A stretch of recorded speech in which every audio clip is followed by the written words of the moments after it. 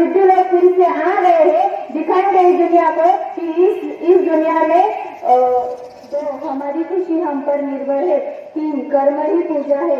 4 ज्ञान ही सबसे बड़ी शक्ति है। 5 आशा सर्वोत्तम प्रकाश है। धन्यवाद।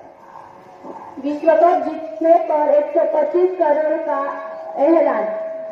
2 दिल्ली में हुई भयंकर बारिश। 3 आज से नए फौजदारी कायदे का ऐलान। शुक्रिया। सबसे लंबा देश कौन सा है?